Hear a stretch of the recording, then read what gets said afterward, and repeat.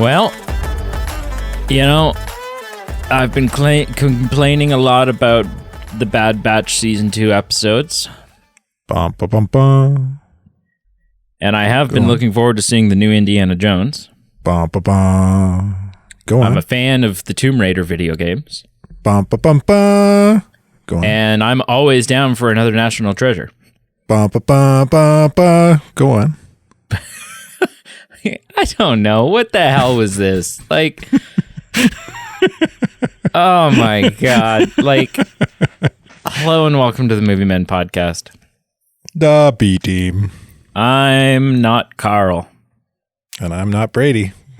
And I like that. We should do that from now on. And I'm also not enjoying this season so far. I mean, listen, like there was one This or is two a better episodes. episode than the last one. It's a better episode than the last one. It's not the best episode that we've gotten from season 2, and it's worse than most of season 1.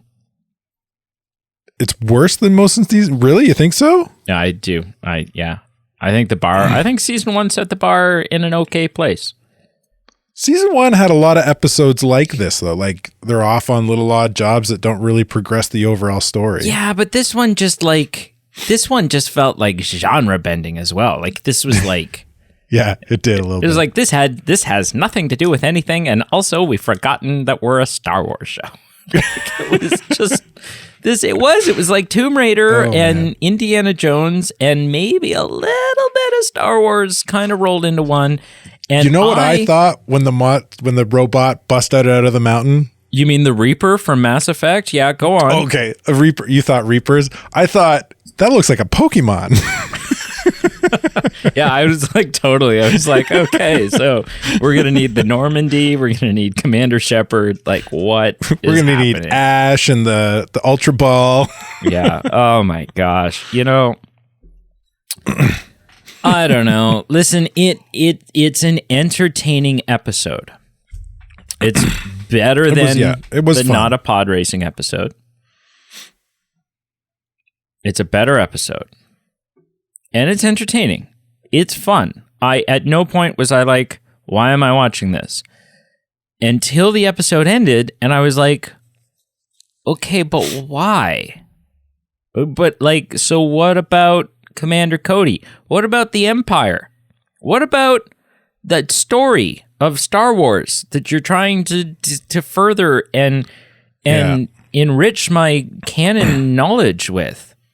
Yeah, aside from kind of building into Omega's character a little bit and showing us that she's still a naive, sheltered child that's growing up on Camino and not seeing the world or knows anything of the world. Yeah, but we knew that. Yeah, I know, that's what I'm saying. Like, we're not getting much of anything. We're not treading any new ground here. No. Yeah. All right, progress. Talk about things. Talk about things. Do it. Yeah, we get what's her name? Fee? No. By the way, I'm putting you back into the driver's seat of these stupid episodes. Oh, okay. What is her name? I'm trying to find it here.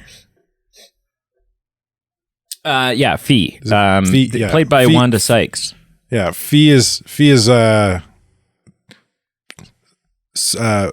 stringing some yarn, telling a tale about fortune and treasure hunting, and Omega gets all excited about it, and they wrangle in some of the...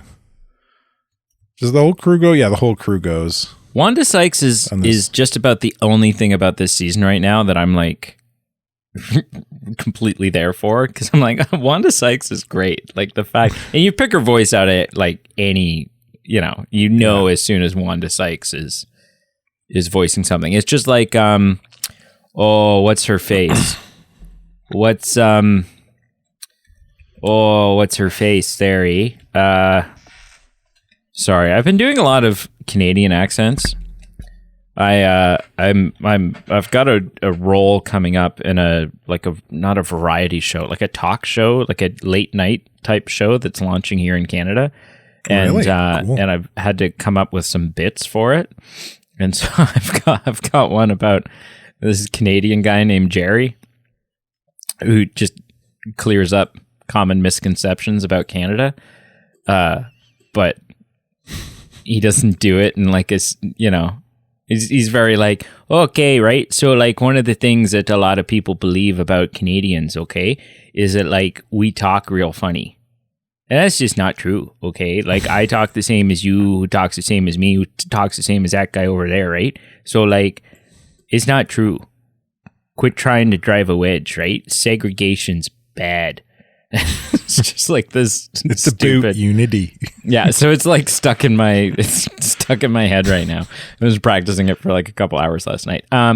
Who is the? Hang on, this is a tangent, but these episodes are so freaking short. It doesn't matter. She is. We were just talking about Mass Effect. She's in Mass Effect 2 as Tally's aunt. She was in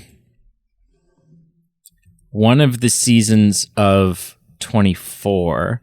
I think she might be Indian. Get your Google ready, because when I say this name,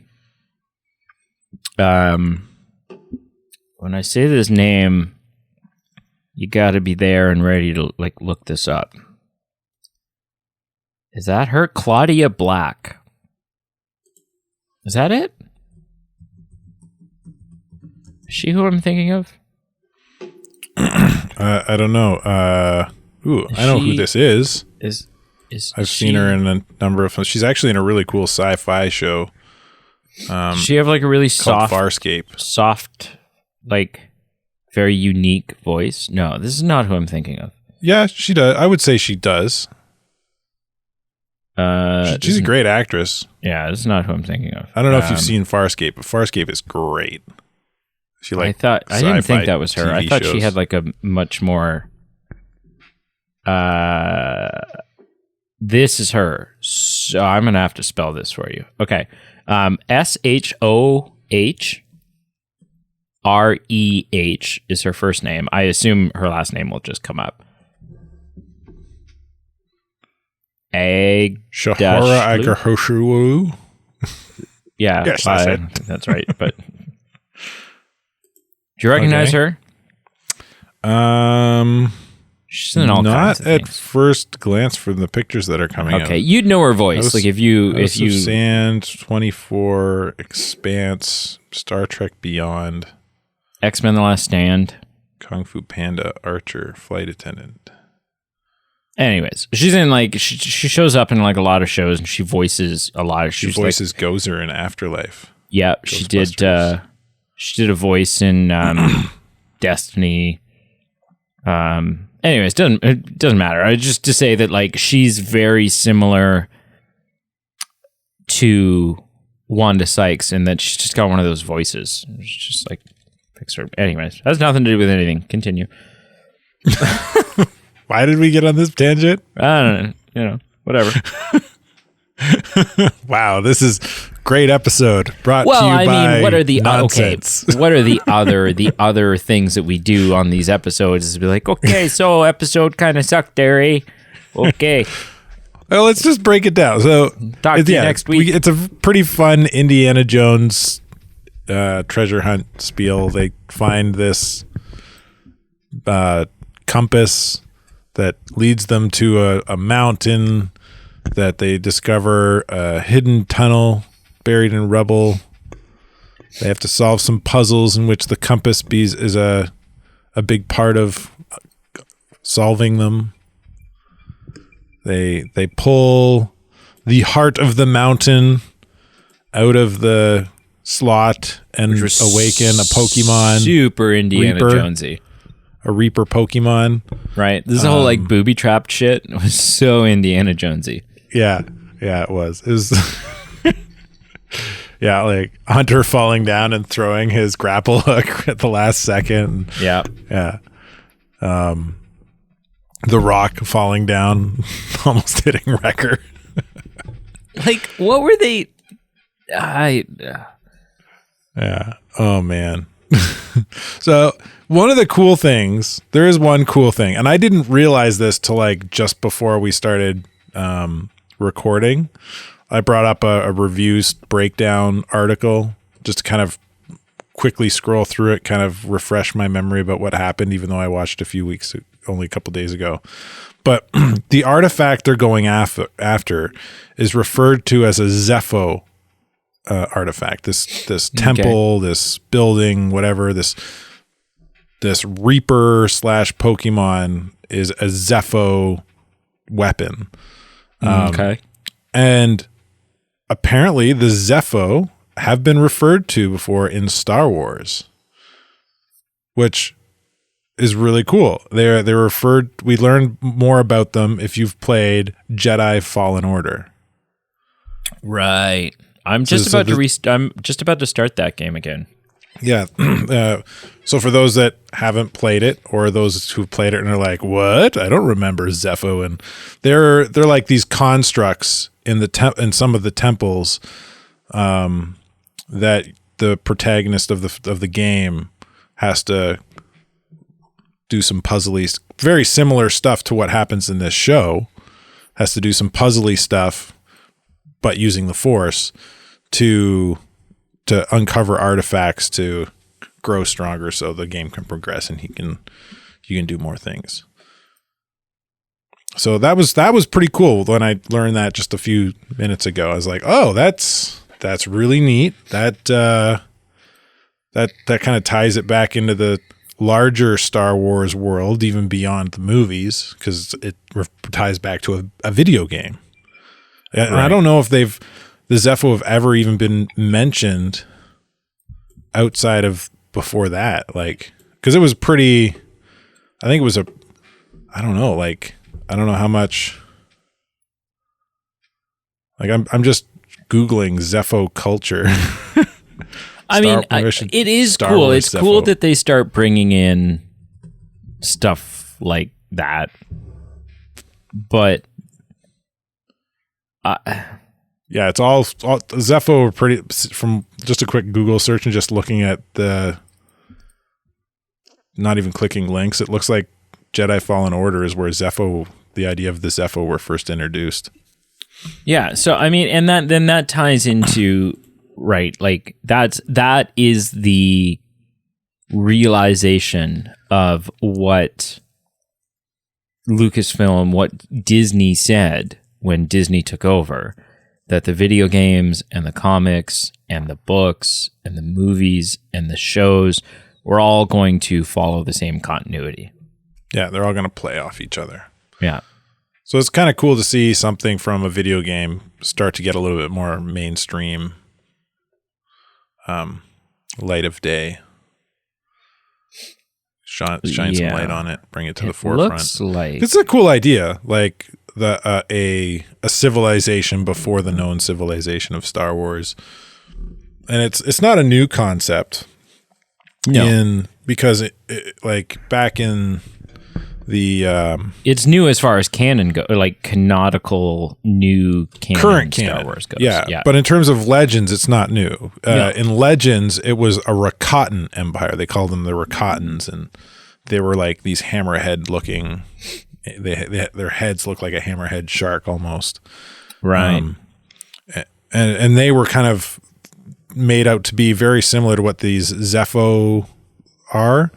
With the exception of they were very drawn to the dark side, the Rakatans, where the Zepho, it seems like they were kind of more balanced in using the Force, at least from the Jedi Fallen Order game. That's what it now seemed like. Were they? Because I haven't, admittedly, I started playing Jedi Fallen Order and I quit, which is maybe like blasphemy. I don't know, because I know people really, really like it.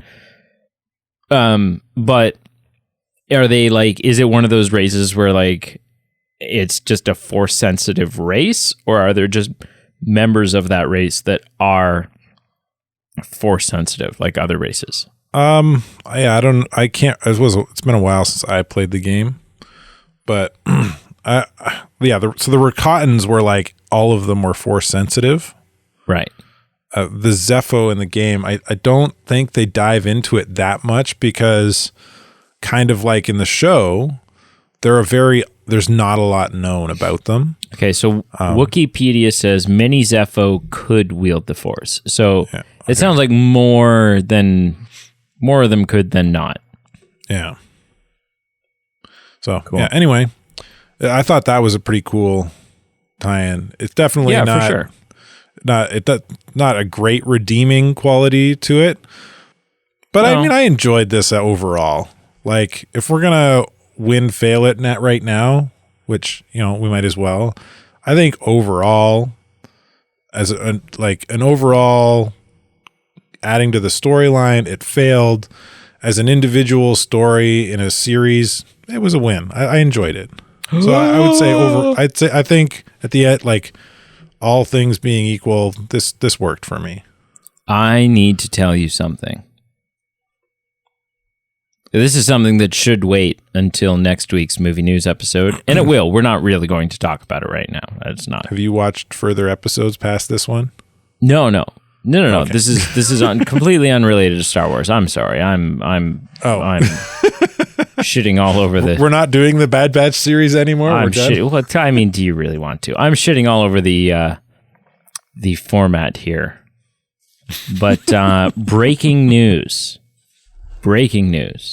So, like, here's the thing. We're talking about Bad Batch, and Brady's just like half in the conversation. Well, surfing no, his because Facebook feed. So what? No, when news. I just scrolled across this. Shut up. When I opened my Google, because I Googled to open to look at the Zephos, right? And when I opened my Google, I have my Google set up so that it's like a movie news feed. So Ant-Man and the Wasp: Quantumania, right? Right. Which has not been released to the general public, and so there is no audience score on Rotten Tomatoes. Let me pull this up.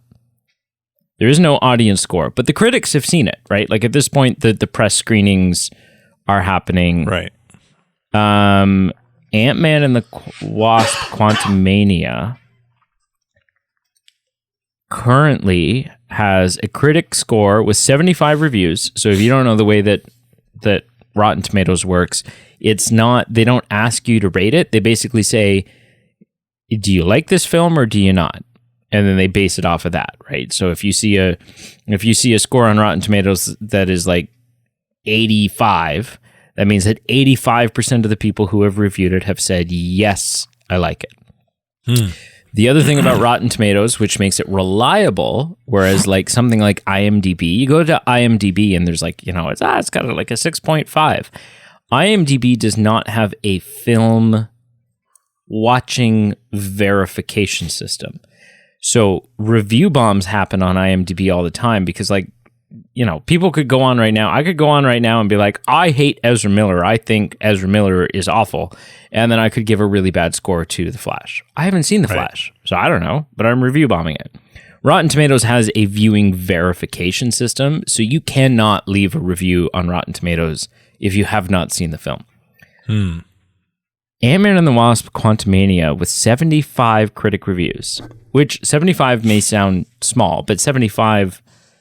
like with critics, it'd be small for an audience score, but not like the critics number is always much smaller.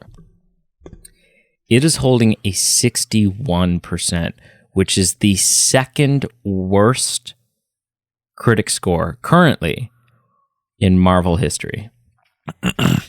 That's not necessarily a bad thing.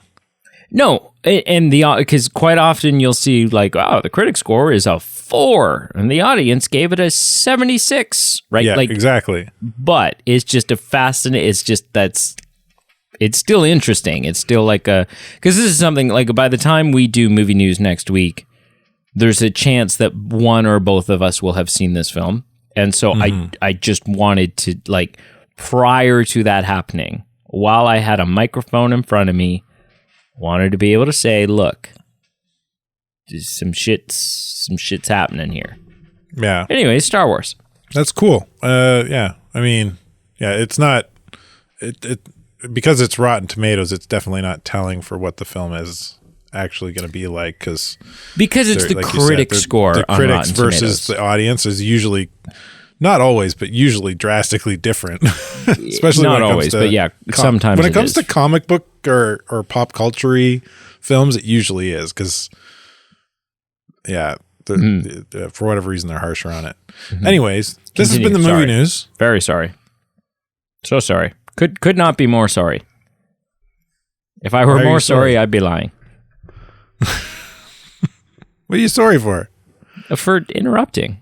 Oh, well, is this the end of the movie news? Is the episode over? The episode of movie news. Thank you for listening.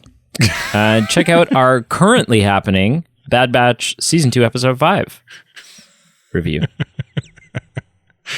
What did you think of this episode? What's your final takeaway? My final take is that it was, like I said, it was entertaining. It was entertaining. Yeah. And it was well written from a happening in the now, not focusing on the greater story standpoint. It was fun. It was adventurous. It was, but it just was such a filler. It was a filler episode. But again, we're in this realm of if you're going to make this a filler episode, make it at least a 2-episode storyline filler episode so that I at least feel like there's some meat on the bones. Whereas this is just waiting for next week's episode. Next week's episode comes and I watch it and I'm like, okay, that was fun. I guess I'm waiting for next week's episode. I've seen some stuff in both my Facebook news feed and my YouTube news feed for breakdown stuff because I like to watch a lot of breakdown stuff, so I get suggested breakdown stuff and some of the YouTube guys I follow. Yeah. Anyway, the next there's episodes coming up that are potentially going to be really good. Okay. I'm really looking forward to. So I'm both excited and dubious. Dubious? Because I do not want to be burned. I'm just realizing now I don't feel as bummed out about being spoiled about a TV show as I do about really. Movie. Because essentially those shows have been spoiled for me because some pretty especially I think it might be the 6th. I think it might be the 7th one. Anyway, there's something happens that's pretty big and okay, but yeah. So, but there's got to be some exceptions. I don't feel bummed about it. I feel more anticipation. Right. There's got to be some exceptions to that, though, right? Because in 2 weeks' time, we will still be reviewing the Bad Batch, but we will also be beginning our Mandalorian Season 3 review. And I'm guessing if right now I was like, hey, guess what happens in the season finale? Guess what the big thing that happens in Mandalorian Season 3? It wouldn't be like me spoiling a film for you, but it would also be dude. Yeah. What the hell? Yeah, it's Mandalorian I might be a little more touchy about. Right? If I'm Leia shows up and high fives Grogu, you'd be like, what? Yeah, maybe it's the fact that this is animated and that's live action. It's a 20-minute animated with not a big through story kind of thing. Right. Whereas if I'm hey, guess what? Next week on Bad Batch, we're on a desert planet again and Wrecker gets knocked unconscious and you're like, okay, whatever. Whereas I feel, but there's still some exceptions. If I said, hey, guess what? Next week on Bad Batch, Vader shows up, they'd be like, dude, just let me discover that the way it was intended to be discovered. So I think it depends on the spoiler, probably. Yeah. Yeah. Anyway. So win or fail for this episode, sir? Oh, I already did mine. Well, you didn't say so you're considering it a win? Yeah. Yeah, if you were listening, the audience knows I've already said it. They're listening. You were busy Googling other shit. No, I was just hoping to sway your opinion. I was giving you another chance to answer. You wanted me to change my answer. Listen, I also your answer is wrong. Try again. I'm going to give it a win, but I'm going to give it a win sort of just kind of like it just snuck into the night. The bouncer didn't notice it trying to get into the club. It's fun and entertaining. If I'm reviewing this episode in a vacuum, then it's a win. It's fun, it's interesting, it's exciting. If I'm looking at this film as like, okay, how does this compare to other, like, how does this compare in terms of what I'm expecting from Star Wars? Then maybe it's still a win, but like just kind of barely, like it's not hitting the notes that I need it to hit. Right. Yeah. It's not furthering the story. That's not exactly like my sentiments, but it's pretty close. Yeah. Like as a standalone on its own, it's a great episode, I think. Yeah. But in terms of pushing the narrative and the larger scope of this particular story, that it's just kind of like it's filler, and right. It's passable filler, unlike the last episode. Yeah. Okay, well, thank you for listening. Thank you for liking, commenting, and subscribing. That's what I say on YouTube. That's not. I've got the wrong. Check out our Instagram, Facebook, and Twitter, all listed below. That's where you're going to find when we post reviews for our votes so that you can choose what we're going to watch and review next. You're going to find those there. You're also going to find when we post new episodes. We usually post links to there, or just fun things like next week I'm going to go hang out with Carl. We're going to watch Toy Story 4. We're going to watch The Suicide Squad. We'll probably take a selfie, throw it up on Instagram. It'll be hot. It'll be so hot. Check out our merch page and also our Patreon. Patreon for $1 a month. You can support the show, gain access to all kinds of exclusive content only available to Patreon subscribers, like bonus episodes, and also increase your voting power for the previously mentioned votes. There's different tiers you can buy into, and it boosts how much basically your vote, instead of being worth 1 vote, becomes worth 3 or 5, or it's exponential. It's pretty intense stuff. I'm very excited to start reviewing Mando season 3. Mm-hmm. It is I'm looking forward to that. Yeah. What's the next?